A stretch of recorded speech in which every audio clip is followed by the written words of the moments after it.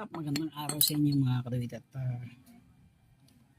napapansin ko sa motor ko na mayroon siyang vibration. Ayan, lalo na kapag matagal na arangkadahan yung traffic. So napansin ko na yung ating bushing dyan sobrang luwag na. And then i-check ko rin yung ilalim. Yun nga lang, wala pa akong pamalit, i-check ko lang. So ito lang muna ang papalitan natin dahil pansinin nyo talagang grabe na, sobrang luwang na. So ang lakas na ng vibration ng motor ko.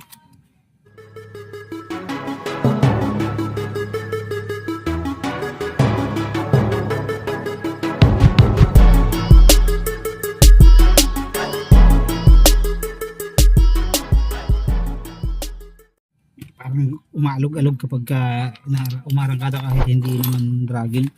So nag-order ako nito. Ano bang brand to? Legit Moto Genuine Parts.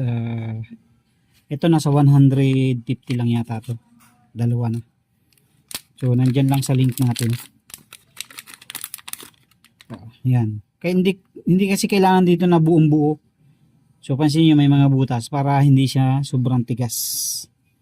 So nagba-vibrate din ng malakas yan kapag matigas, lalo na yung mga goma ng jeep yan. So ito, papalitan muna natin yung dalawa para try natin kung mawawala yung vibration. So sisilipin na rin natin yung dalawang engine bushing kung may tama na rin. Kasi ang lakas talaga ng vibration eh.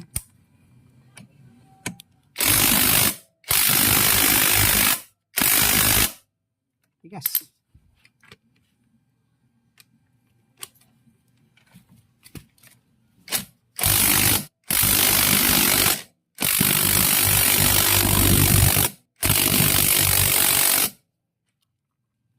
Tigas. Manualin natin. Manual muna natin kasi hindi kaya ng impact natin eh. Grabe tigas.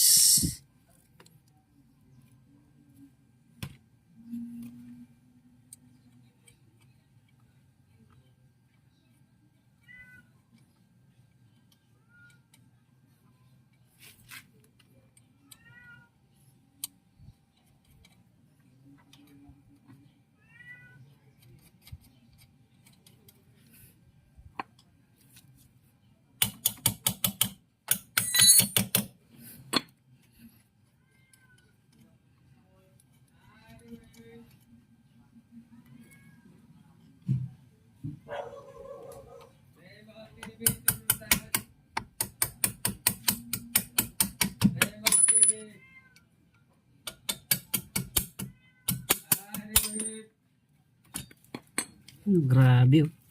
So kailangan din buksan yung sa kabila niyan mga kadwit. So buksan din natin yung kabila.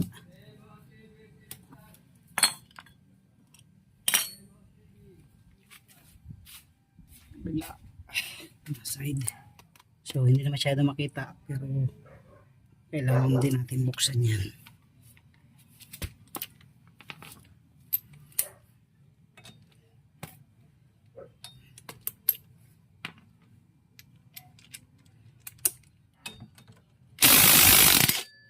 Yun, mabilis lang itong kabila.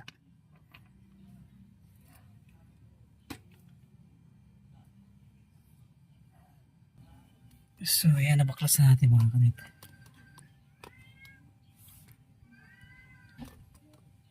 Hindi lang masyado makita.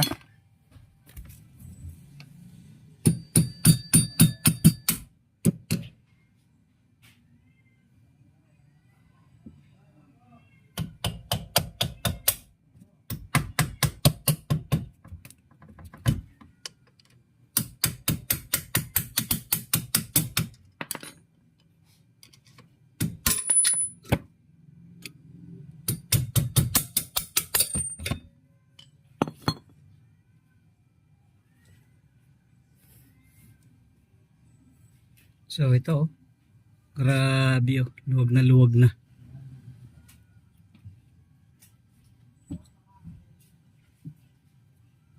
Matigas na din.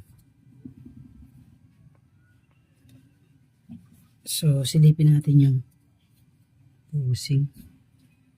So, okay pa naman yung bushing niya dito sa ilalim.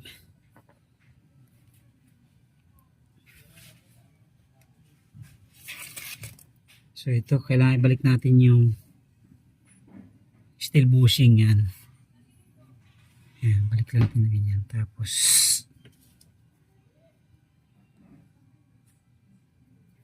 pasok natin.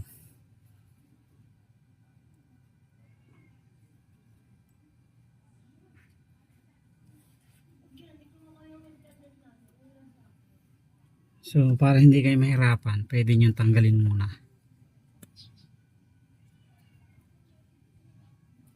Ito, ayan. Tapos, pasok.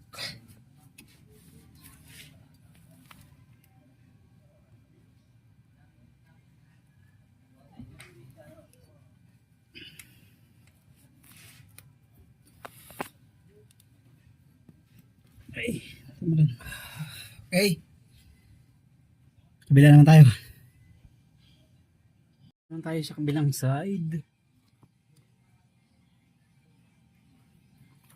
So, ito yung bushing natin.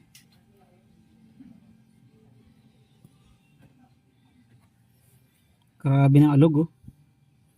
So, ito. Ito yung papalit natin.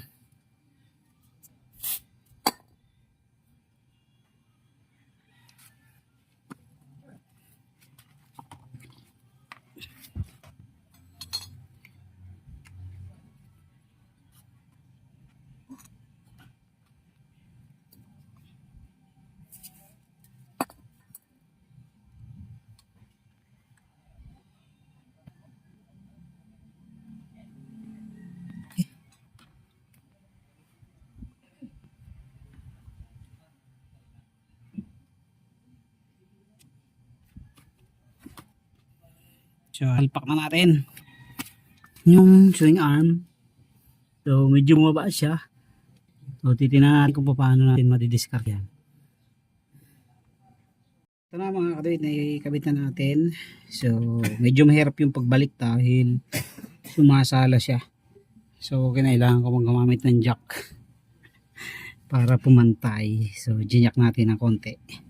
So, kung magdi-DIY kayo at wala kayong katulong, so, medyo mahirap. Pero kung may katulong kayong mag-a-assist, mag-hawak-hawak, so, kayang-kaya. Medyo mahirap nga lang kapag solo. So, I suggest na kung gagawa kayo nito, meron kayong katulong.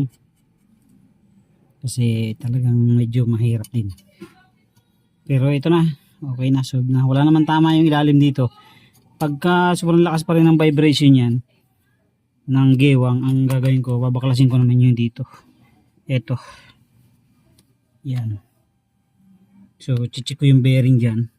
Kasi meron yan dyang bearing. Baka wasak na yung bearing ko dyan, kaya ganyan. So, for the meantime, ito muna. Okay.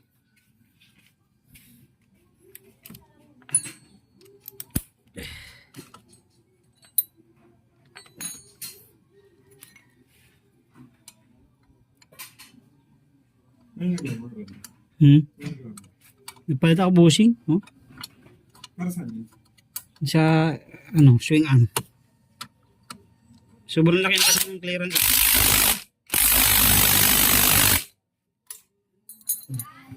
So ito na mga kadawit, tapos na tayo. Ayan na, kabit na natin. So kabila, okay na rin. Ayan. So medyo nahirapan ako sa pagbalik, walang problema sa pagtanggal. Pagbalik ka medyo mahirap. Ayan. Okay na, so yun na. Thank you very much. God bless po sa inyo lahat. Thank you, thank you. Ito yung pinagpalitan natin. Laki na ng butas, tapos lumiit na siya. Ayan na, medyo fit na siya, pero malambot lang yan. Kaya kahit fit siya, ay hindi siya ganun katagtag.